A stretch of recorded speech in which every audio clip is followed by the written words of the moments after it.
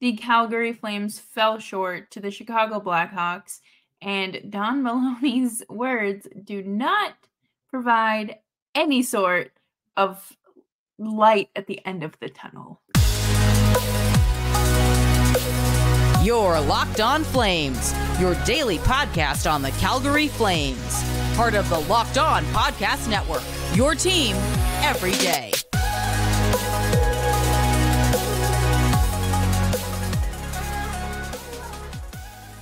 Hello, everyone, and welcome to today's episode of Locked On Flames. As always, I'm your host, Jess Belmosto, and thank you so much for joining me here on this Monday edition of the show. Today's episode is brought to you by Game Time. Download the Game Time app, create an account, and use code LOCKEDON for $20 off of your first purchase. Well, we have to talk about the abysmal and unserious performance that was the end of the road trip in Chicago. And Don Maloney had an interview during the first intermission that just really sent a strong enough message to send most of Flames Twitter spiraling. So we're going to address that, as well as the limited bright spots that have been provided by Mangiapane and Huberdeau, and where do we go from here now that the Flames ownership group has made it very clear they have chosen a direction. But before we dive into all that, please make sure to subscribe to Locked On Flames wherever you get your podcasts and on YouTube as well. The show is free across the board, and I would love to have you. Losing to Chicago was almost predictable. Friday, when I put out the show, Bedard had just been hit by Brendan Smith, and then weren't really sure at that point what was going to happen. But then Saturday, Foligno and Bedard were announced out, and this basically left the already decimated roster. You don't know who. I didn't know who was on that team besides Ryan Donato, to be entirely honest, in their forward group. So that's what you were getting. And the Flames lost all three matchups to the Blackhawks last year. Those losses kept them out of a playoff spot. And here we are again. That's 4 straight losses to the Blackhawks. And that's just, why are you losing to a basement-dwelling team? The loss here needs to be a wake-up call. I don't think that it's necessarily a wake-up call for the players because, again, they can only do so much with the roster that's constructed. And same with the coaches. They can only coach with what they have there, and they need someone that has that elite finish, that has that elite shot, and they don't. So they are very limited to what they can do. But I will say the goals from Nazem, Kadri, and Mangiapane were great. Kadri did have that nice goal in the third period with about 4 minutes left to make it a 1-goal game again. It's great to see Mangiapane playing like himself again. I talked about it a lot last week as well. And it's nice to kind of see that continue. And we hope to see that continue for the rest of the season, hopefully. But I really don't want to hear any excuses. And if you're a returning listener, you know that I am like the queen of like devil's advocate or making excuses for this team, but there are none. It doesn't matter that this was the end of a road trip or a second half of a back-to-back. They were playing an ECHL team and got outplayed. It was not a good situation, and they fell behind early. The first tying goal was overturned due to goaltender interference, and then it just wasn't, there was never a moment for them to truly turn the game around, and it showed. I don't think that this team is going to go anywhere. I think that that's been painfully clear, and they should have been able to beat the Blackhawks blindfolded. and with like soundproof headphones on. Like that they should have been walking Chicago like a dog, but they got walked. And that is so discouraging. Right now, Money Puck has the Flames at an 11% chance for the playoffs, which is higher than most models because of the way that Money Puck does calculations in their formula. Nick and I talked a lot about that last season when it came to their models for evaluating Flames and their playoff chances as well. I don't understand this team.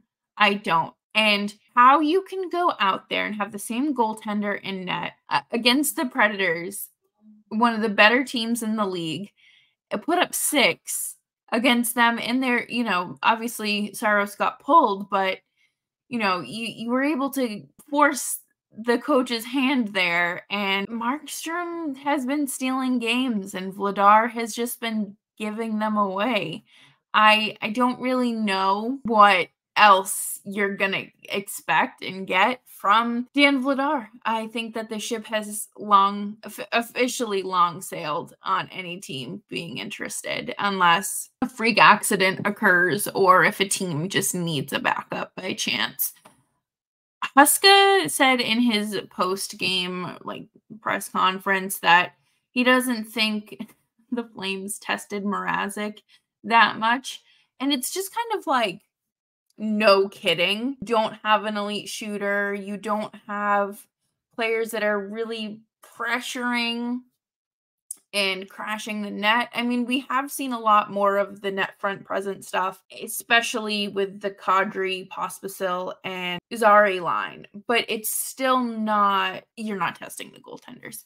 And you're not going to be able to do those cute wraparound goals anymore. That's not something that's happening. And we know why. It's great to see Huberdeau and Mangiapane perform the way that they're performing, but that's really it. That is all you have. That's my only takeaway from this final game of the road trip, really. That's all I can offer there. But coming up next, we are going to talk about Don Maloney's statements to I guess Ryan Leslie in the first intermission here, because there's a lot to dissect, and I want to make sure that we talk about that right after this. With Game Time, you do not need to worry about getting tickets to your next big event because they have your back. Game Time is the fast and easy way to buy tickets for all sports, music, comedy, and theater events near you. With killer last-minute deals, all-in prices, views from your seat, and the best price guarantee, Game Time takes the guesswork out of buying tickets. You can get last-minute tickets with the great flash deals and zone deals. I love just going on and being able to purchase tickets up to an hour after the event. So for the super last-minute event decision to go, a Game Time decision to go, I can get ready, get myself out the door, get my tickets, and I'm there. And I'm still allowed in, even if it is a little bit late. And Game Time does have deals. The zone deals, you pick your section, and Game Time picks the seats for big time savings. And with the Game Time guarantee, that means you'll always get the best price if you find tickets in the same section and row for less.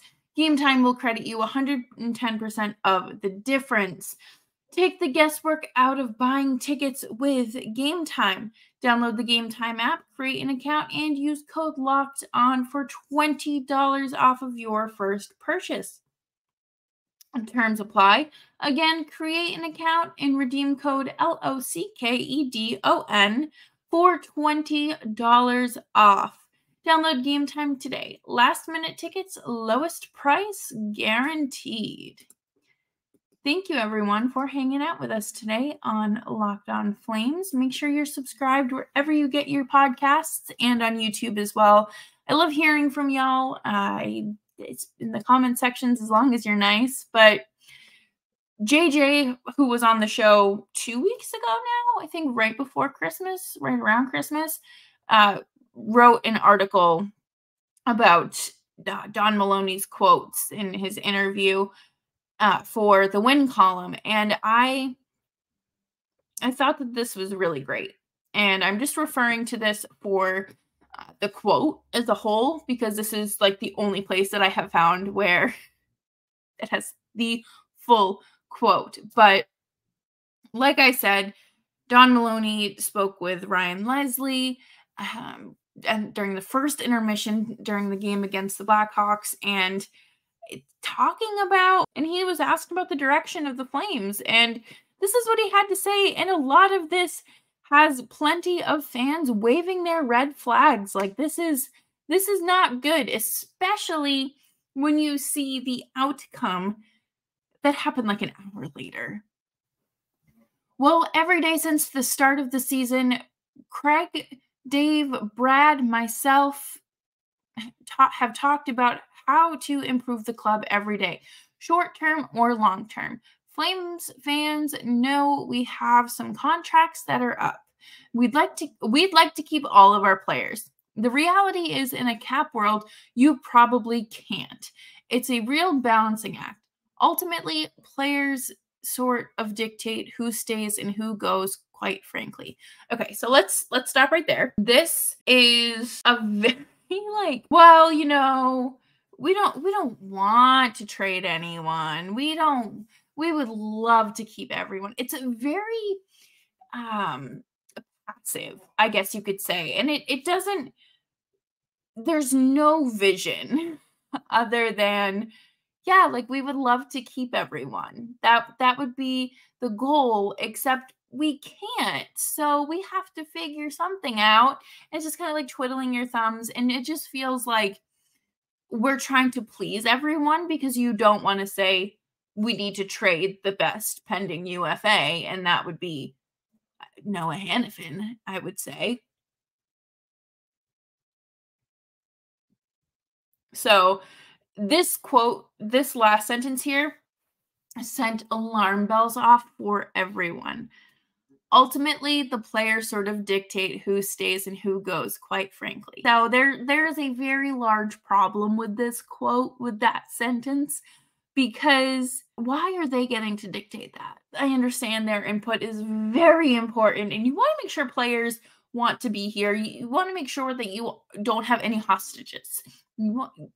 Players that want to be here are here. Players that don't want to be here, and it keeps the door off, they get shown the door. And that is part of the business, and I completely understand that. However, at some point, you have to take the bull by the horns and take the reins and make tough decisions. No one's saying you have to make a trade with another team for Elias Lindholm in the middle of the night. No one is saying that. You just need to trade him and make it happen. It cannot be up in the air. It has been up in the air for too long. And if you are trying to sign players like Elias Lindholm to long-term contracts, you can kiss any fan buying into this team goodbye. It's not going to work. Next quote. Next paragraph. We've liked some things about our team, probably not where we want to be in the standings. We all know what a great people person Craig Conroy is. His communication skills within the league, around the league.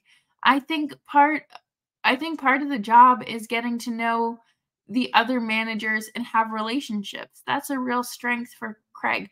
This is not a customer service job. This is not a customer service job. Yes, having those relationships are important, but you don't need to be a people pleaser. Yeah, of course. When you're in a position like this, you need to have that sort of charisma about you. You need to be able to carry yourself and not resemble a doormat. And I'm not saying that's what Craig Conroy is by any means, but there are GMs that in the past have just let teams walk right over them. And communication skills are great, but can you place boundaries and kind of be like, this is what we're doing. We are going to be offering Noah Hanifin $6.5 million for the next 7 years. Is that something you can do? Or are you capable of saying, we're trading Elias Lindholm, these are the offers, and we're picking one of these destinations? I'm fine with people like you.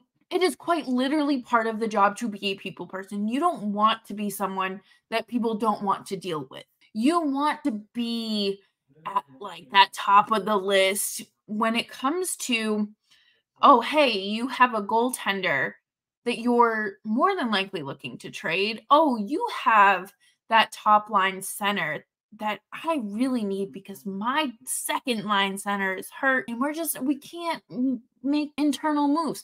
Great. Like things just have to happen and they are not. And to me, I would much rather the extension talks kind of, at least with Noah Hanifin, because we don't know. Elias Lindholm is gone.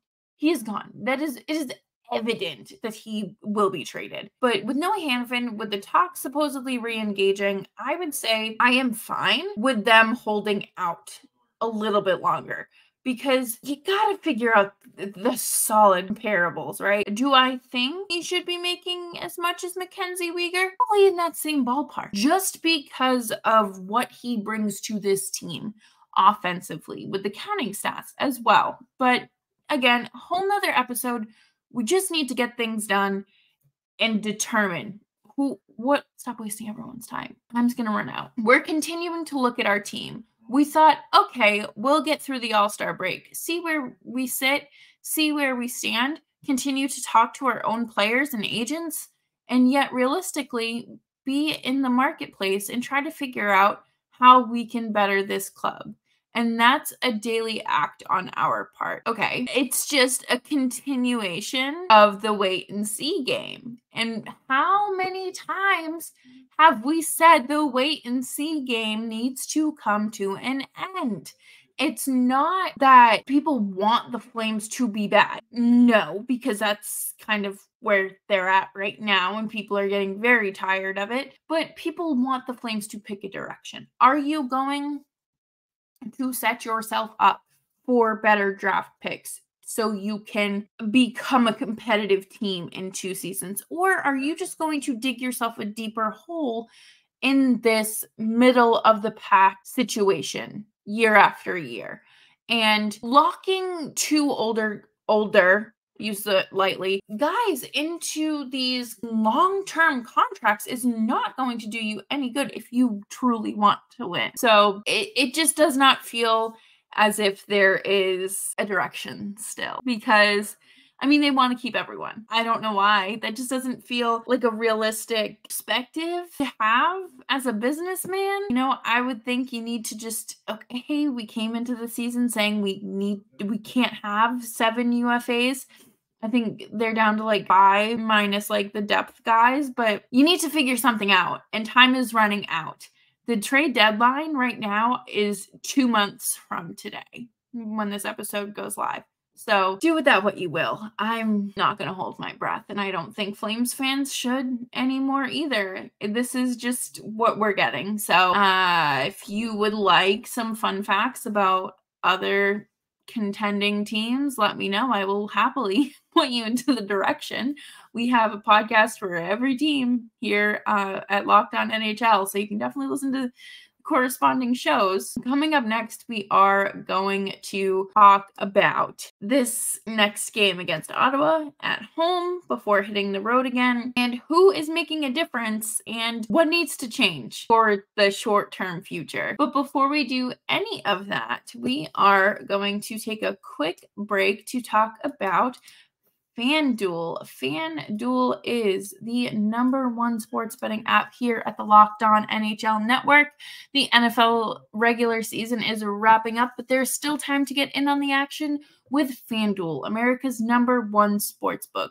Right now, new customers get $150 in bonus bets guaranteed when you place a $5 bet. That's $150 in bonus bets, win or lose. The app is super easy to use, and there are so many different ways to bet, like live same game parlays, find bets in the new Explore tab, make a parlay in the Parlay Hub, and that is the best way to find those popular parlays, and more. The app is super easy to use. You have a great user-friendly interface, and you can cash out instantly. So visit fanduel.com/lockedon to make your first bet a layup. FanDuel, the official partner of the NFL. Thank you, everyone, for hanging out with me today on Locked On Flames. As always, I'm Jess Belmosto, and you can follow me on X at Jess Belmosto. This road trip, I thought was good. I thought that they fought a good fight against Philly. Was it just undisciplined hockey at some points? Yes. Elias Lindholm I don't necessarily think it was an intentional hit on, I can't remember if it was Cam York or Morgan Frost, if those were even the players, but it was just a really awkward collision, and it caused a problem for the rest of the game. And Philly ultimately won. And I mean, good for them. We knew that they were going to have an extra kind of pep in their step and looking for revenge after losing on New Year's Eve to the team. So I do think that there were absolutely ways for them to tighten up that game. And that's just routine stuff that how many times are we going to have to hammer home? But they do make a quick pit stop home against the Ottawa Senators on Tuesday. Ottawa is 14-21-0. Kind of impressive that you don't have any overtime losses in any of those games, considering how often you lose. But this is the thing that gets me, right? There is an opportunity for this team to lose back-to-back games to basement dwelling teams. That's bad for any team, but it's particularly bad for a team that is trying to make some sort of move, pick a direction. Like, there should be alarm bells going off in everyone in the front office's brain right now. And unfortunately, it kind of sounds like this isn't up to them. It sounds like, again, it's coming down from the higher ups, the ownership group. So it doesn't feel like anything is ever going to happen there. So things are going to have to be done in a way that is like stealthy moves that don't make it feel like a rebuild, but like a retool to kind of soften the blow a little bit. I don't know. It just does not feel, no, I don't really have confidence that this team is going to make the playoffs at this point. I don't think that's going to happen. Ottawa is a disaster. I completely forgot that Vladimir Tarasenko is a Senator now. He is wasting away the end of his career up there with Claude Giroux. Team is just bad. Goaltending is bad. They fired their coach earlier in this season. Fans have been booing them. I think it was Brady Tkachuk that was like, you don't have to be here if you don't want to watch your supposedly like favorite hockey team. Like no one's forcing you to root for this team sort of deal. After being booed off the ice, I think like 2 games in a row or something like that. They do have some injuries, but nothing remotely close to what Chicago's dealing with. And this is just the opportunity for them to snag 2 more points. I don't really have much else to add to that, because how many times am I going to say the defense needs to stay in position? You need to really watch your play through the neutral zone and your giveaways. You need to keep your feet moving, keep moving the puck. When you stand still, that creates issues, and that's when teams are going to pour on you. You're spending too much time in your own zone. You need to find a way to take the puck away and get back to the offensive zone. I could say that for 82 games, or however many are left in the season at this point, 40 something. But on a much brighter side of things, we are finally starting to see Mangiapane really not just look like his old self, but perform consistently like his old self. I really like what we've seen from him. He obviously had the goal against Chicago. He had the goal, I believe it was against Nashville, and he had a multi-point night against Philly last week. So it's there. He is there. He still looks pretty good defensively as well. Elias Lindholm and him could probably go to a defensive forward clinic together, just because I think at some points it's just get a little overwhelming for them. But Johnathan Huberdeau, he had that gorgeous goal against Philly, and I could not believe it. It was a true highlight reel goal. He was deking and juking and doing all this stuff with his stick, and he buries it. And it was so nice to see. Yes, they lost, but do you really lose when Johnathan Huberdeau scores? Because at least You're not going another month without a point. It's time. We will close it out on this note. It is time for Dustin Wolf to be brought to the NHL. Dan Vladar has done as much as he can with the Flames. I think he's done a fine job, but this season has just been really bad for him. And I don't know what they're going to do. I think they just need to call up Dustin Wolf and figure something out. Matthew Coronado's also just kind of wasting in also Calgary in the AHL, while Dylan Dubé gets 965 chances, and Walker Duehr and Ruzicka, they rotate who's in and who's out. And that's very frustrating because Matthew Coronado is there. But we will talk more about this team and any impending moves throughout the rest of the week, because Locked On Flames is here for you every single day. And thank you for hanging out with me on wherever you listen to your podcasts. I greatly appreciate you tuning in.